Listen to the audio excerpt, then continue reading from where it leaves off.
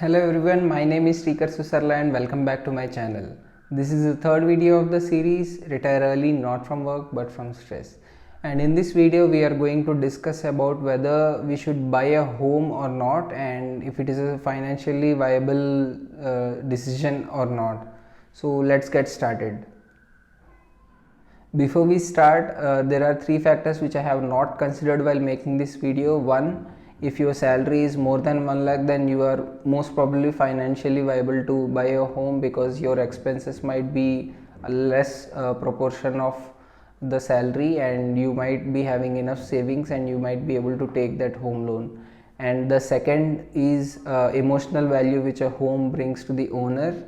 Even if you don't have enough money but you badly want a home, it's more like a iPhone to some people want the Apple brand and they take the phone or the laptop on EMI even if they can't afford it, right? So it's similar to that, but it brings much more pride in owning a home, especially in India where everyone want to say that yeah, my son or my daughter owns a home proudly to their relatives. And the third factor which I have considered is that you do not have any financial backing and you are the sole owner of the property, meaning like it's just you are buying a home just from your income and not from any other source. So let's get started. First is down payment. So in order to buy a home of 60 lakhs worth, you would need a down payment of at least 15 to 20 lakhs. And to save this 15 to 20 lakhs, you would need to save 30 to 50,000 for 3 to 5 years, which would be a difficult task considering the aspiring young people who want to spend on luxurious items and even spend on traveling everything, right? So consider you have the 20 lakhs and now you are placing all this money into a home in a single asset, which might be very risky. Second is registration. So even if you have the down payment amount of 15 to 20 lakhs, for registration it would take another 3 to 4% of the entire sale value, which would come to almost 1 to 3 lakhs, and that also should be considered, as it would take another 6 to 7 months for you to save that amount. Next is EMI. Now that you have the down payment amount and the registration amount, you would apply for a home loan and for amount like 40 to 45 lakhs for 20 years, and at the current rate of interest you would be having something like 35 to 40,000 per month EMI, which you would be paying for 20 years, right? The 4 to 5 years of saving does not just stop there. You have to save 40,000 every month for the next 20 years in order to repay the home loan, and only then the home will be under your name. Till then it would be something like living on a rent under bank. Maintenance and taxes. So imagine if you have bought the home and now there are some tap repairs or some things which needs to be fixed, or flooring or painting. All these expenses would be taken care by you itself, and there are municipal taxes, water bill taxes and all, garbage collection taxes as well which are present. All these needs to be borne by you itself. Next is insurance. So if you have a home loan and if something happens to you, then all the EMI burden would come upon your family members, and if they are not able to pay the amount, then the home would be taken away from them. So in order to protect them from that event, you would be taking a home insurance, which would be around 1% or 2% of the total sale cost, and this is another financial point which needs to be considered. Next is responsibility. Imagine if you are a bachelor or single, you won't have that many expenses and you can save a lot.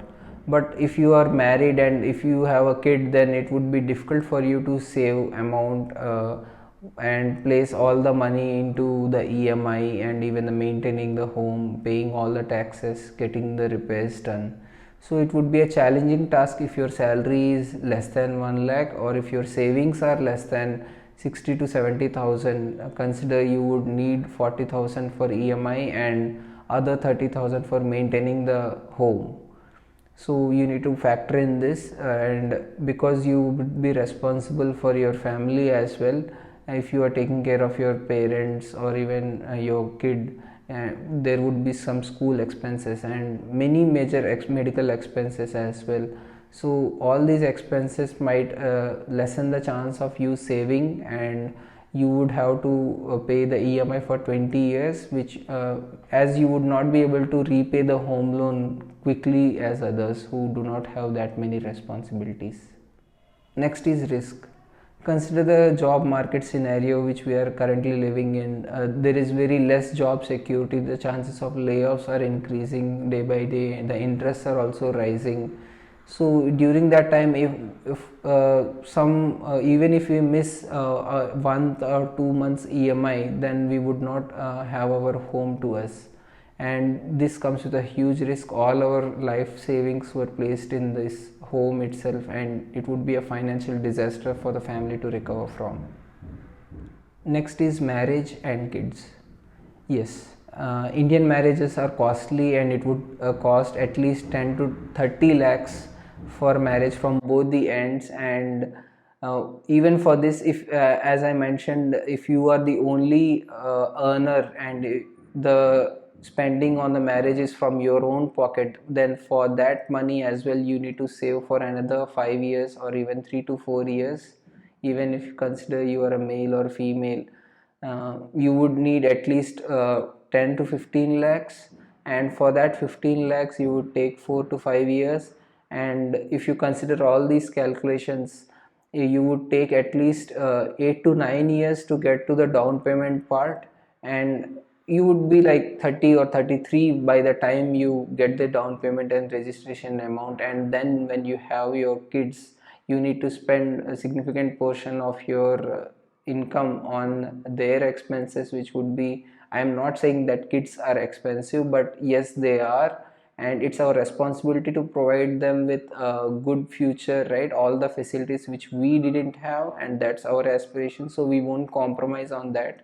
So we might have to compromise on other things, and we need to increase our earning capabilities according to that, and the pressure rises, and you know where this is going, right? This would be a huge pressure on you as the sole earner of the family.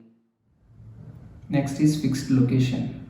So if you are changing your jobs and your location is now in a different city, or if your office is farther away, you can't move out from your own home and take another place, right?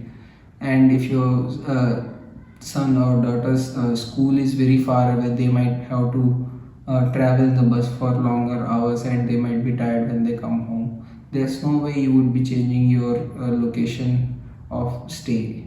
The 10th point is interiors. You might be buying a home, getting everything new, and now you need interiors as well, which might cost you another 5 to 6 lakhs depending on your budget and the quality of the materials used. So you might need to shell out again this amount from your pocket itself. So these are the 10 major points which came into my mind, which we should take care before buying a home. So this video is not meant to scare anyone who aspires to buy a home, but just a checklist so that they can be foolproof before getting into home or getting a home loan, right? Once you take that step, there is no way you can go back. The only way to go is to pay the entire home loan amount, right? So I hope this video was very useful. Share it among your peers, and I'll come up with such videos in the future as well. Yes, you might be thinking I haven't opposed owning a rent house, and one major factor which keeps the rented house at a disadvantage is you might be asked to vacate at any time, and there won't be any place to go for you, right? So that's the major disadvantage with the rented house, and you won't have that emotional value which a own home brings to the owners. No matter what happens, we Indians love to be the owner of at least one home in our lifetimes, and there is a dream of every parent for their son or daughter to have their own home and live there, right, with their families. We all grew up somewhere in our parents' home or in our grandparents' home, and all our memories are tied together in those homes. So similarly for our kids, we want them to have a place called home, not house, where they can cherish their memories. So that was it for this video. Share me your thoughts in the comments. Share this video among your peers, and I hope this video was very useful. Thank you. See you in the next video. Bye.